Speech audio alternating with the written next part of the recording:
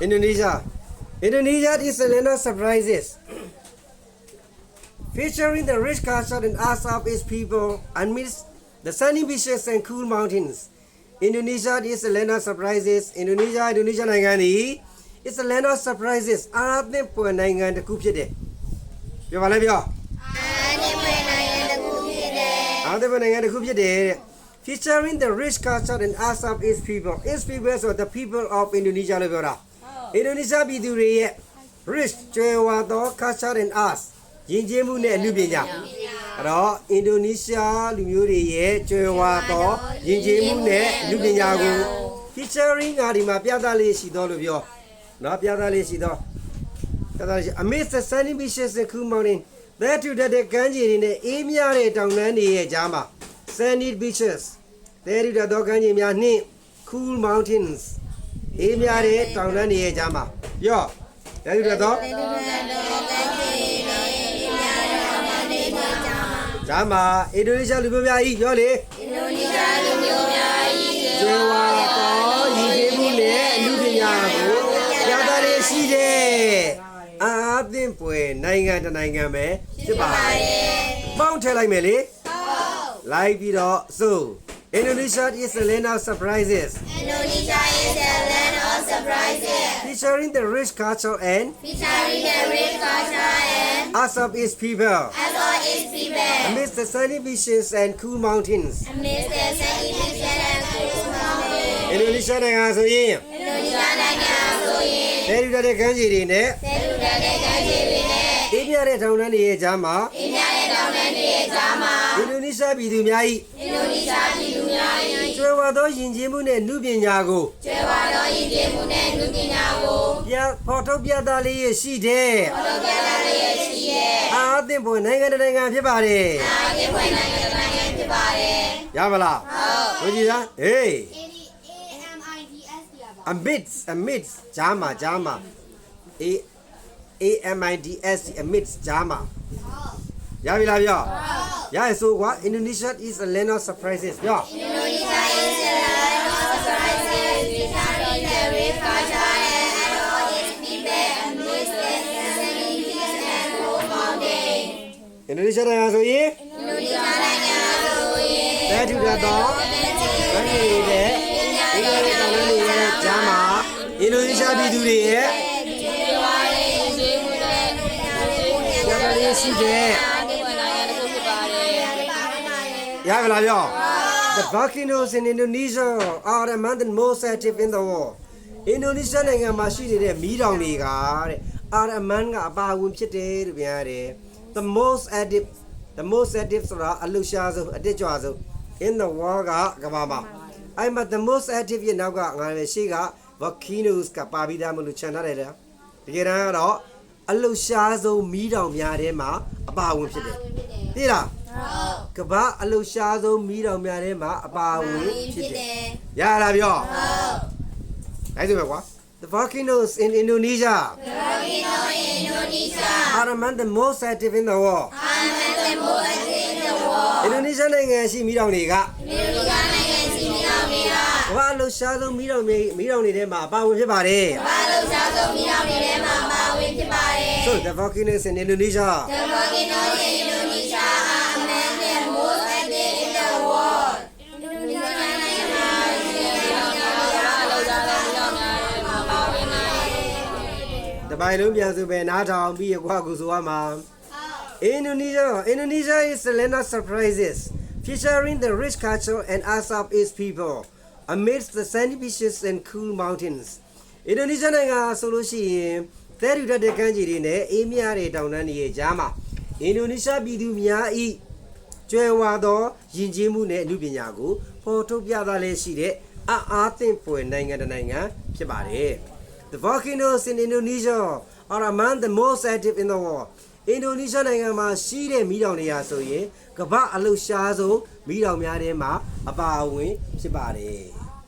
ရမလားပြောဟုတ်နားတော့ကြည့်ရကွာပတ်သက် Indonesia is a land of surprises. Indonesia is a land of surprises featuring the rich culture and all its people amidst the sunny beaches and cool mountains. The volcano in Indonesia are among the most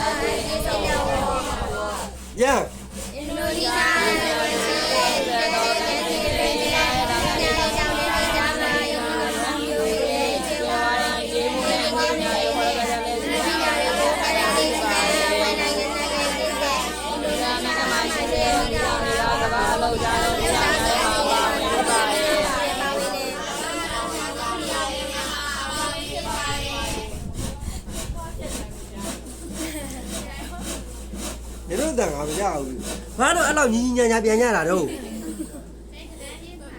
ဟောတန်းချာရဟလားတချောင်းတချောင်းကြီးပတ်ပြီးတော့တချောင်းကြီးပတ်ပြီးတော့တခါပြန်ဟုတ်လားပြောတာကစားဗရန်ကြီးတွေအချိန်မရှိပါဘူးအဲ့မခိုင်းပါဘူးဟုတ်လားနှစ်ချောင်းလုံးပေါင်းဖာလိုက်တာကိုတချောင်းရက်ပြီးတော့တခါပါတာပြန်ပါလားအာဆူညီညီမှာပေါ့ဟုတ်တယ်မလားလုတ်ကြည့်တယ်လုတ်အင်ဒိုနီးရှား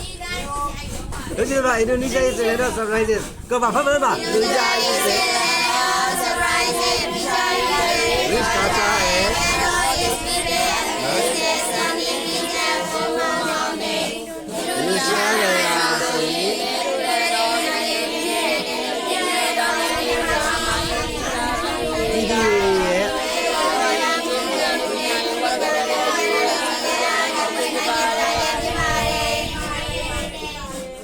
The volcanoes in Indonesia. The volcano in Indonesia among the most active in the world.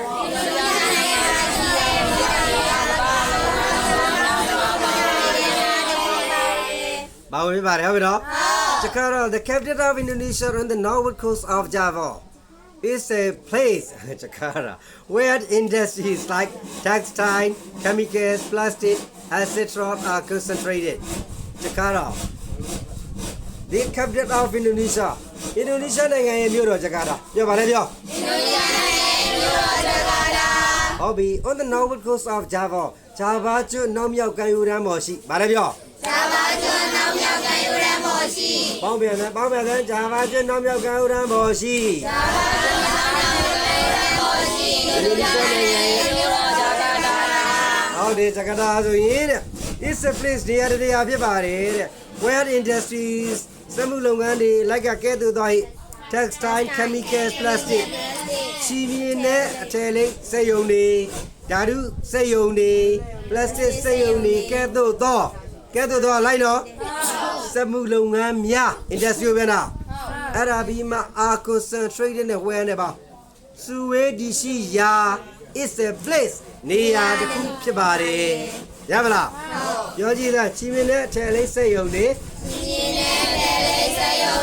ဓာတုစက်ရုံတွေ plastic စက်ရုံတွေကဲ့သို့သောစက်မှုလုပ်ငန်းများစုဝေးတည်ရှိရာနေရာတစ်ရာဖြစ်ပါတယ်ရလားပြော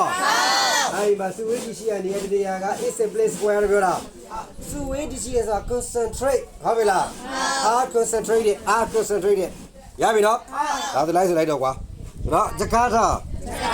the capital of Indonesia The capital of Indonesia. on the northern coast of Java On the northwest coast of Java. is a place It's a place where industries where industry like like textile, chemical, plastic, etc. are concentrated. textile, chemical, plastic, etc. are concentrated. Java ကျွန်းနောက်မြောက်ကမ်းရိုးတန်းပေါ်ရှိ Java ကျွန်းနောက်မြောက်ကမ်းရိုးတန်းပေါ်ရှိ အင်ဒိုနီးရှားနိုင်ငံရဲ့မြို့တော်ဂျကာတာဟာဆိုရင် Indonesia နိုင်ငံရဲ့မြို့တော် Jakarta ဆိုရင် ချီမင်းနဲ့ထလေးစက်ရုံတွေ ချင်းမြင့်တဲ့ဒေသစက်ရုံတွေ ဓာတုစက်ရုံတွေ ဓာတုစက်ရုံတွေ plastic စက်ရုံတွေကဲ့သို့သော plastic စက်ရုံတွေကဲ့သို့သော စက်မှုလုပ်ငန်းတွေစုဝေးတည်ရှိရာနေရာတစ်ခုလည်းဖြစ်ပါတယ် စမှုလုပ်ငန်းတွေစုဝေးတည်ရှိရာနေရာတစ်ခုလည်းဖြစ်ပါတယ် ရလားမလား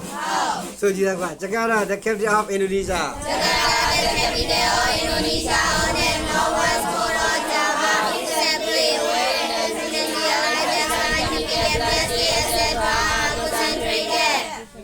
Java ကျွန်းနောက်မြောက်အင်ဒိုနီးရှားနိုင်ငံရဲ့မြို့တော်ချီမင်းနဲ့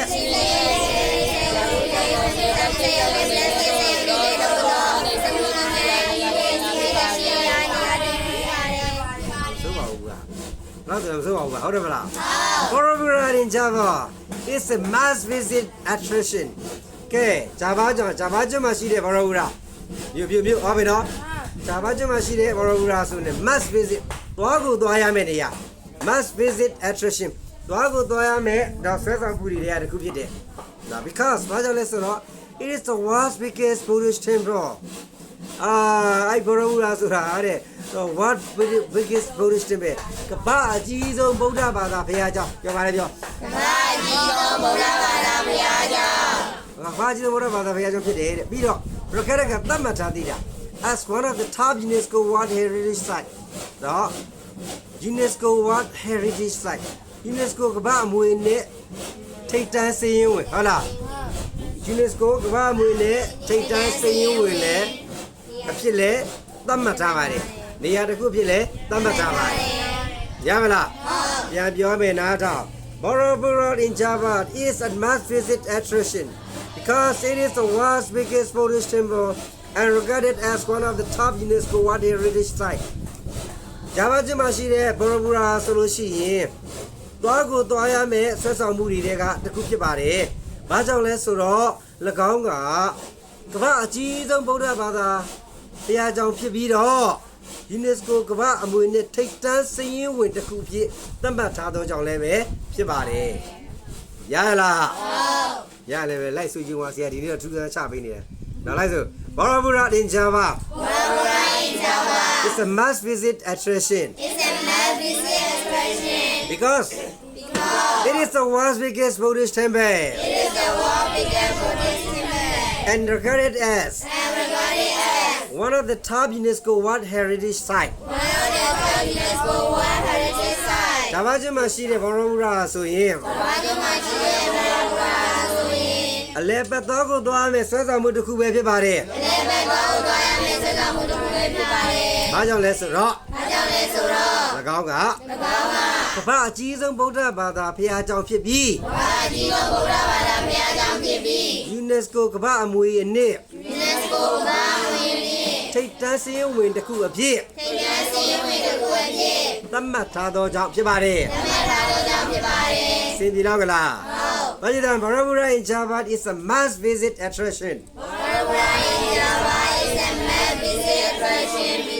it is the world's biggest Buddhist temple and regarded as one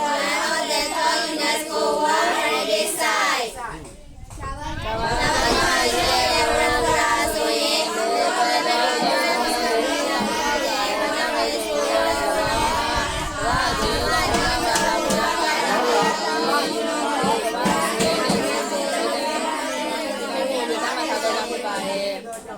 ကမ္ဘာအမွေအနှစ်ထိပ်တန်းစာရင်းဝင်တစ်ခုဖြစ်သတ်မှတ်ထားတဲ့နေရာပဲဟုတ်လား။ရလား။ဆိုတော့မဆိုပါဘူးမကြီးမညာလေးနဲ့တော့ရနေတာပါပဲ။ဟုတ်တယ်မလား။နောက်ကြောင်းသွားမယ်ကွာ။ကြည့်လိုက်။နောက်ကြောင်း။ Built during the 8th century ရှေးရာစုမှာတည်ဆောက်ခဲ့သောရှေးရာစုတို့ကတည်ဆောက်ခဲ့သောပြောပါလေပြော Built during the 8th century ရှေးရာစုတို့ကတည်ဆောက်ခဲ့သောတဲ့ This temple is ဒီဘုရားကျောင်းဟာဆိုလို့ရှိရင် a reflection of the countries reflection ဟိုလည်းပြောပြီးသားရောင်ပြန်တာတို့နော်ထင်ဟမှုလို့ပါတာပြန်မယ်ကွာ The country is long and intricate နိုင်ငံရဲ့ရှည်လျားရှုပ်ထွေးလာသောသမိုင်းကြောင့်ပြောပါလေပြော